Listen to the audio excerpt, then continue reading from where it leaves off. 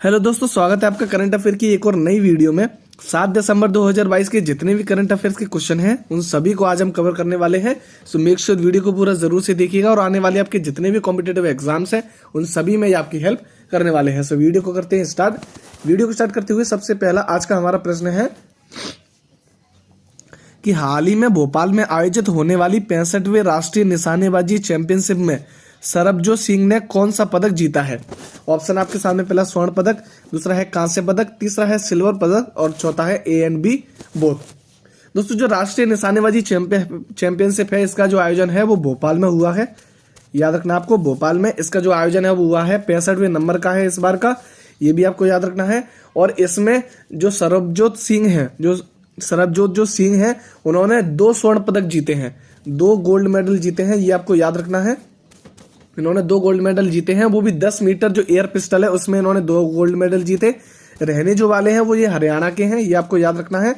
हरियाणा से ये रिलेट करते हैं। 2 स्वर्ण पदक जीते हैं इन्होंने। इसका जो आयोजन है वो मध्य प्रदेश के जो निशानबाजी अकेडमी है वहां पर इसका आयोजन हुआ है, भोपाल में। याद रखना है आपको, मध्य प्रदेश जो निशानेबाजी अकादमी है जो कि भोपाल में स्थित है वहां पर इसका आयोजन हुआ था, याद रखना है आपको। और इसी के साथ इसमें जो स्वर्ण पदक जीते हैं वो है सरबजोत सिंह ने, जिन्होंने 2 गोल्ड मेडल जीते हैं, ये आपको याद रखना है। अब हम चलते हैं हमारे अगले क्वेश्चन पर। अगला क्वेश्चन हमारा कहता है कि हाल ही में रहने के लिए विश्व का सबसे महंगा शहर कौन सा घोषित हुआ है। ऑप्शन आपके सामने, पहला मलेशिया, दूसरा है सिंगापुर, तीसरा है न्यूयॉर्क और चौथा है सीरिया। दोस्तों, जो इकोनॉमिक्स इंटेलिजेंट यूनिट है, जो इकोनॉमिक्स इंटेलिजेंट यूनिट है उसकी तरफ से एक world wide cost of living है, एक सर्वे है जो कि जारी किया गया है जिसका नाम है world wide cost of living, जो कि एक सर्वे है जो कि इकोनॉमिस्ट इंटेलिजेंस यूनिट के द्वारा जारी किया गया है, जो कि लंदन में स्थित है। याद रखना आपको, लंदन की ये कंपनी है जिसने इस सर्वे को जारी किया है, याद रखना आपको। और इसके तहत सबसे महंगे शहरों में 2 शहर हैं जिनका स्थान पहले नंबर पर है, जिसमें सबसे पहला है सिंगापुर, एक तो सिंगापुर है और दूसरा है इसमें न्यूयॉर्क।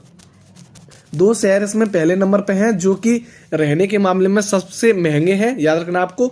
और सबसे जो सस्ते घर हैं उसमें एक शहर है जो कि 172वें नंबर पर है, याद रखना आप ना। और जो है दशमिक सीरिया का जो दशमिक शहर है वो सबसे सस्ता इसमें शहर है, ये आपको याद रखना है, 172वें नंबर पर है।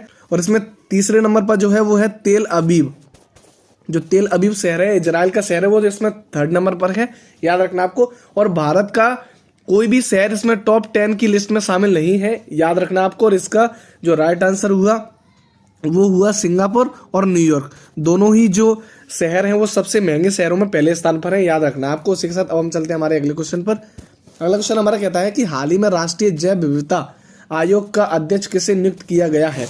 ऑप्शन आपके सामने, पहला जवाहर रेड्डी, दूसरा है CL चंद्र रेड्डी, तीसरा है हंसराज गंगाराम और चौथा है शेखर पाठक। दोस्तों, जो राष्ट्रीय जैव विविधता आयोग है यानी कि NBA, नेशनल बायोडाइवर्सिटी अथॉरिटी, याद रखना, ये एक स्वायत्त संस्था है आपको। और पर्यावरण एवं जो वन मंत्रालय है, पर्यावरण और वन मंत्रालय है, इसके ये अधीन आती है, ये आपको याद रखना है। इसकी जो स्थापना है वो 2002 के अधिनियम से 2003 में इसकी स्थापना हुई थी। जो नेशनल बायोडाइवर्सिटी अथॉरिटी है उसकी स्थापना हुई थी, याद रखना आपको। और इसका जो हेडक्वार्टर इसका चेन्नई तमिलनाडु में है, याद रखना आपको, चेन्नई तमिलनाडु में इसका हेडक्वार्टर स्थित है। इसके अध्यक्ष जो हाल ही में नियुक्त किए गए हैं उनका नाम है CL चंद्र रेड्डी, याद रखना आपको। CL चंद्र रेड्डी जो जैव विविधता आयोग है उसके हाल ही में अध्यक्ष चुने गए हैं, याद रखना आपको। ऑप्शन नंबर बी हमारा हुआ राइट। अब हम चलते हैं हमारे अगले क्वेश्चन पर। अगला क्वेश्चन हमारा होता है, हाल ही में एकीकृत संचार और आउटरीच कार्यक्रम कहाँ आयोजित हुआ। ऑप्शन आपके सामने, पहला उदयपुर राजस्थान में, दूसरा है भोपाल मध्य प्रदेश में, तीसरा है पटना बिहार में और चौथा है इम्फाल मणिपुर में। दोस्तों, जो एकीकृत संचार और आउटरीच कार्यक्रम है इसका जो आयोजन है वो इम्फाल के मणिपुर में, यानी कि मणिपुर के जो राजधानी है इम्फाल, उसमें इसका आयोजन हुआ है, याद रखना आपको। और आजादी का अमृत महोत्सव और G20 की अध्यक्षता भारत कर रहा है। इस मौके पर जो एक दिन के लिए ये जो एकीकृत संचार और आउटरीच कार्यक्रम है इसका जो आयोजन है वो किया गया है, याद रखना आपको। और इसका जो आयोजन है वो केंद्रीय संचार ब्यूरो जो कि मणिपुर का क्षेत्रीय कार्यालय है उसके द्वारा जो है इसका आयोजन करवाया गया है। याद रखना आपको, केंद्रीय संचार ब्यूरो जो मणिपुर का कार्यालय क्षेत्र है उसके द्वारा इसका आयोजन करवाया गया है। आज़ादी का अमृत महोत्सव और G20 की भारत अध्यक्षता कर रहा है, उसके मौके पर एक दिन के लिए इसका जो आयोजन है वो किया गया है। याद रखना आपको, राइट आंसर हुआ हमारा इम्फाल मणिपुर। अब हम चलते हैं हमारे अगले क्वेश्चन पर। अगला क्वेश्चन हमारा कहता है कि हाल ही में किस बैंक ने वैश्विक बैंकिंग शिखर सम्मेलन में भारत खंड के लिए bankers of the banker year पुरस्कार 2022 जीता है। ऑप्शन आपके सामने, पहला RBI ने, दूसरा है SBI ने, तीसरा है कैनरा बैंक और चौथा है पंजाब बैंक। दोस्तों, हाल ही में वैश्विक बैंकिंग शिखर सम्मेलन हुआ है 2022, वो आयोजन हुआ है लंदन में। याद रखना आपको, लंदन में इसका आयोजन हुआ है और 29 नवंबर से 1 दिसंबर तक इसका आयोजन हुआ है। ये भी आपको याद रखना है, लंदन में इसका आयोजन हुआ। और इसी में जो bankers bank of the year है, ये जो bankers bank of the year है, इसी को बैंकों का नोबेल पुरस्कार भी कहते हैं। याद रखना आपको। तो इसका जो 2022 का जो विजेता है वो है भारत का जो भारत की कैनरा बैंक है, वो इस बार की इसकी विजेता है। 2022 का जो bankers bank of the year का जो अवार्ड है वो कैनरा बैंक को दिया गया है। याद रखना आपको, कैनरा बैंक के जो CEO हैं जिनका नाम है LB प्रभाकर, वो भी इसमें शामिल थे। याद रखना आपको, राइट आंसर हुआ हमारा Canara bank, option number C। अब हम चलते हैं हमारे अगले क्वेश्चन पर। अगला क्वेश्चन हमारा कहता है कि हाल ही में किस कंपनी के CEO सुंदर पिचई को भारत सरकार द्वारा पद्म भूषण पुरस्कार से सम्मानित किया गया। ऑप्शन आपके सामने, पहला गूगल, दूसरा है माइक्रोसॉफ्ट, तीसरा है अमेजॉन और चौथा है ट्विटर। दोस्तों, जो गूगल है उसके CEO है सुंदर पिचई जो है वो गूगल की CEO है। याद रखना आपको, जिनको हाल ही में जो पद्म भूषण है उससे इनको सम्मानित किया गया है। इसका जो आयोजन है वो सैन फ्रांसिस्को USA में इसका आयोजन हुआ था। और इनको ये जो पद्म भूषण है वो USA में एक भारत के राजदूत रहते हैं जिनका नाम है तरणजीत सिंह। उनका नाम है तरणजीत सिंह, उनके द्वारा इनको ये जो पुरस्कार है वो दिया गया है। याद रखना आपको। और जो सुंदर पिचई है वो गूगल की CEO है, याद रखना है। और इसी के साथ कुछ और ऑप्शन है जिसमें सबसे पहला है माइक्रोसॉफ्ट। दोस्तों, जो माइक्रोसॉफ्ट के CEO हैं उनका नाम है सत्य नडेला। जो सत्य नडेला है वो माइक्रोसॉफ्ट के CEO हैं। अमेजॉन के जो CEO हैं वो है एंडी जेसी। याद रखना आपको। ट्विटर के जो हाल ही में अंतरिम CEO बने हैं वो है एलोन मस्क, जो कि फाल्कन 9 स्पेस एक्स कंपनी के मालिक हैं। याद रखना आपको। और जो ट्विटर के पूर्व जो CEO थे जिनका नाम था पराग अग्रवाल, उनको हटाकर जो अंतरिम CEO बने हैं वो बने हैं एलोन मस्क। याद रखना आपको, राइट आंसर हुआ हमारा गूगल, सुंदर पिचई इसके CEO हैं। याद रखना है। अब हम चलते हैं हमारे अगले क्वेश्चन पर। अगला क्वेश्चन हमारा कहता है कि हाल ही में कहां पर पहली स्ट्रक्चरल ऑडिट नीति को लागू किया गया है। ऑप्शन आपके सामने, पहला राजस्थान, दूसरा है गोवा, तीसरा है मेघालय और चौथा है उत्तर प्रदेश। दोस्तों, जो स्ट्रक्चरल ऑडिट नीति है ये लागू की गई है नोएडा के उत्तर प्रदेश के नोएडा में। याद रखना आपको, जो नोएडा उत्तर प्रदेश है वहां पर इसको लागू किया गया है और ये पहली बार उत्तर प्रदेश के नोएडा में लागू हुई है, इसलिए बहुत ही इंपॉर्टेंट हो जाती है। याद रखना आपको। और जो स्ट्रक्चरल ऑडिट नीति है इसका मुख्य उद्देश्य होता है जो इमारत होती है और जो परिसरों की जो व्यापक जांच करना इसका मुख्य उद्देश्य है। ये आपको याद रखना है। इमारत यानी कि बिल्डिंग्स और जो परिसर होते हैं उनकी व्यापक जांच करना इसका मुख्य उद्देश्य है। ये आपको याद रखना है। उत्तर प्रदेश के जो CM है, मुख्यमंत्री हैं, उनका नाम है योगी आदित्यनाथ। याद रखना आपको। और उत्तर प्रदेश में जो विधानसभा की सीट है वो है 403। हाल ही में चुनाव हुआ था जिसमें जो उत्तर प्रदेश के मुख्यमंत्री हैं वो योगी आदित्यनाथ जी दोबारा से बन चुके हैं। याद रखना आपको, राइट आंसर हुआ हमारा ऑप्शन नंबर D। अब हम चलते हैं हमारे अगले क्वेश्चन पर। अगला क्वेश्चन हमारे लिए कि हाल ही में भारतीय नौसेना दिवस कब मनाया जाता है। ऑप्शन आपके सामने, पहला 5 दिसंबर, दूसरा है 1 दिसंबर, तीसरा है 4 दिसंबर और चौथा है 1 मई। दोस्तों, 4 दिसंबर 1971 को एक युद्ध हुआ था जिसमें ऑपरेशन ट्राइडेंट के लिए एक युद्ध हुआ था जो कि भारतीय सेना और पाकिस्तान के बीच में एक युद्ध हुआ था। याद रखना आपको, जिसमें जो भारत ने पाकिस्तान के 5 जो जहाज थे उनको डुबा दिया था। याद रखना आप लोग, भारत ने पाकिस्तान के 5 जहाज थे जिनको डुबा दिया था। जो भारत की नौसेना है उसने ये जो हिम्मत वाला काम है वो किया है। याद रखना आपको। और इसीलिए हर वर्ष 4 दिसंबर को जो भारतीय नौसेना दिवस है वो मनाया जाता है। याद रखना आपको। नौसेना के जो अध्यक्ष हैं उनका नाम है R हरि कुमार। जो R हरि कुमार हैं वो नौसेना के अध्यक्ष हैं, ये आपको याद रखना है। और प्रतिवर्ष 4 दिसंबर को जो नौसेना दिवस है वो मनाया जाता है। याद रखना आपको। उसी के साथ यहाँ पर कुछ और ऑप्शन है, इसमें सबसे पहला है 5 दिसंबर।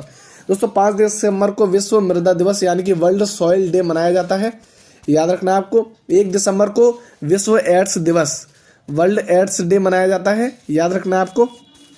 और 1 मई को वर्ल्ड लेबर डे यानी कि विश्व श्रमिक दिवस मनाया जाता है, ये भी आपको याद रखना है। उसी के साथ हमारा राइट आंसर हुआ 4 दिसंबर। अब हम चलते हैं हमारे अगले क्वेश्चन पर। अगला क्वेश्चन हमारा कहता है कि राजस्थान का लोंगेवाला पराक्रम दिवस 2022 कब मनाया गया। ऑप्शन आपके सामने, पहला 25 जनवरी, दूसरा है 7 अगस्त, तीसरा है 13 फरवरी और चौथा है 5 दिसंबर। दोस्तों एक प्रोजेक्ट स्टार्ट हुआ था जिसमें लोंगेवाल जो पराक्रम दिवस है वो मनाया जाता है हर साल 5 दिसंबर को, याद रखना है आपको। और क्यों मनाया जाता है, क्योंकि जो 1971 में बांग्लादेश को आज़ाद कराने के लिए, 1971 में जो बांग्लादेश था उसको आज़ाद कराने के लिए भारत और पाकिस्तान में एक युद्ध होता है। और युद्ध होने के बाद जो 4 दिसंबर है 1971 को जो नेवी है, पाकिस्तान के कुछ सैनिक थे जो रात में राजस्थान में लोंगेवाला एक स्थान है वहाँ से जो कोस्ट होती है जैसलमेर की, जो जैसलमेर की सीमा है वहां से भारत में एंटर करने के लिए कोशिश करते हैं, याद रखना आपको। और उसी कोस्ट पर जो राजस्थान की लोंगेवाला जो कोस्ट है वहां पर मेजर कुलदीप सिंह, याद रखना आपको, इस नाम को बहुत ही इंपॉर्टेंट है। मेजर कुलदीप सिंह अपने 120 जवानों के साथ, भारत के वीर सपूतों के साथ 120 जवान थे उनके साथ में, मेजर कुलदीप सिंह, उन्होंने पूरी रात डटकर पाकिस्तानी जो सेना थे उनको पूरी रात वहीं पर उन्होंने रोके रखा। और जो मेजर कुलदीप सिंह है उनकी अध्यक्षता में 120 जवान और थे साथ में, उन्होंने ये काम किया था, याद रखना आपको। तो इस वीरता के लिए जो 5 दिसंबर है उस दिन राजस्थान का जो पराक्रम दिवस है वो मनाया जाता है, याद रखना आपको। और उसी के साथ हमारा राइट आंसर हुआ 5 दिसंबर। उसी के साथ यहाँ पर कुछ और ऑप्शन है जिसमें सबसे पहला है 25 जनवरी। दोस्तों जो 25 जनवरी है उस दिन जो राष्ट्रीय मुख्य चुनाव आयुक्त है उसकी स्थापना हुई थी 25 जनवरी 1950 को, इसलिए 25 जनवरी को प्रतिवर्ष विश्व मतदाता दिवस, राष्ट्रीय मतदाता दिवस मनाते हैं, याद रखना आपको। 7 अगस्त को नीरज चोपड़ा गोल्ड जीत कर लाए थे इसलिए भाला फेंक दिवस मनाया जाता है, याद रखना आपको। 13 फरवरी को राष्ट्रीय महिला दिवस मनाया जाता है सरोजिनी नायडू जी के जन्मदिन पर, याद रखना आपको। राइट आंसर हुआ हमारा 5 दिसंबर। अब हम चलते हैं हमारे अगले क्वेश्चन पर। अगला क्वेश्चन हमारा कहता है कि हाल ही में किसने project great Indian bustard GIB शुरू करने का प्रस्ताव रखा है। ऑप्शन आपके सामने, पहला नीति आयोग, दूसरा है सुप्रीम कोर्ट, तीसरा है इसरो और चौथा है DRDO। दोस्तों जो प्रोजेक्ट ग्रेट इंडियन बास्टर्ड है ये बेसिकली एक उपमहाद्वीप का एक पक्षी है, जो आपको याद रखना है, उपमहाद्वीप का एक पक्षी है जो कि उड़ने वाले पक्षियों में सबसे भारी पक्षी कहलाता है, याद रखना आपको। उड़ने वाले पक्षियों में सबसे भारी पक्षी है जिसका दूसरा नाम है गोडावन, याद रखना। जो गोडावन है वो इसी का दूसरा नाम है, ये भी आपको याद रखना है। और ये जो गोडावन है इसको राजस्थान का राज्य पक्षी भी कहते हैं, राजस्थान का ये राज्य पक्षी भी माना जाता है। और इसी वजह से इनके जो संरक्षण है, इनका जो संरक्षण है वो बहुत जरूरी हो जाता है, क्योंकि जो तारें बिछे हुए हैं हवा में, जो तार है, जो लाइनें हैं करंटों की, जहाँ से जो बिजली ट्रांसफर होती है उनसे कई बार इन पक्षियों की मौत हो जाती है। और इन्हीं के संरक्षण के लिए जो बास्टर्ड है, जो प्रोजेक्ट ग्रेट इंडियन बास्टर्ड है उसको शुरू किया गया है, जो कि सुप्रीम कोर्ट द्वारा शुरू किया गया है, याद रखना आपको। और इसका जो राइट आंसर हुआ वो ऑप्शन नंबर बी। भारत के जो मुख्य न्यायाधीश, हाल ही में नए मुख्य न्यायाधीश नियुक्त किए गए हैं, उनका नाम है justice DY Chandrachud. Justice DY Chandrachud हाल ही में भारत के मुख्य न्यायाधीश नियुक्त किए गए हैं। जो प्रोजेक्ट ग्रेट इंडियन बास्टर्ड है उसको सुप्रीम कोर्ट ने स्टार्ट किया है, याद रखना आपको। उसी के साथ कुछ और ऑप्शन है जिसमें सबसे पहला है नीति आयोग। दोस्तों जो नीति आयोग है उसके हाल ही में नए CEO बनाए गए हैं, जो कि है परमेश्वर अय्यर। जो परमेश्वर अय्यर है वो हाल ही में नीति आयोग के नए CEO बनाए गए हैं। इसरो के जो हेड है वो है सोमनाथ, याद रखना आपको। और DRDO के जो हेड है, DRDO के जो नए हेड हैं वो बने हैं समीर कामत, याद रखना आपको। तीनों ही क्वेश्चन। उसी के साथ राइट आंसर हुआ हमारा सुप्रीम कोर्ट। उसी के साथ आज के हमारे 10 क्वेश्चन हुए कंप्लीट। आज के कुछ महत्वपूर्ण प्रश्न, जिसमें सबसे पहला है कि हाल ही में सुप्रीम कोर्ट ने कौन सा प्रोजेक्ट शुरू किया है। दूसरा क्वेश्चन आपके लिए कि विश्व मृदा दिवस कब मनाया जाता है। और तीसरा क्वेश्चन आपके लिए कि जो सत्य नडेला है वो किस कंपनी के CEO है। तीनों ही क्वेश्चनों के जो आंसर है वो पिछले क्वेश्चनों में डिस्कस कर चुके हैं, इसलिए आपको इनके जो आंसर है वो कमेंट बॉक्स में कमेंट करने हैं। और उसी के साथ आज की आपकी आंसर की आप देख सकते हैं। और अगर आपको इसकी PDF डाउनलोड करनी है तो डिस्क्रिप्शन में PDF की लिंक दी हुई है, वहां से जाकर आप PDF को डाउनलोड कर सकते हैं। रोज करंट अफेयर पढ़ने के लिए चैनल को सब्सक्राइब जरूर से कीजिएगा। मिलते हैं किसी नेक्स्ट वीडियो में, तब तक के लिए जय हिंद।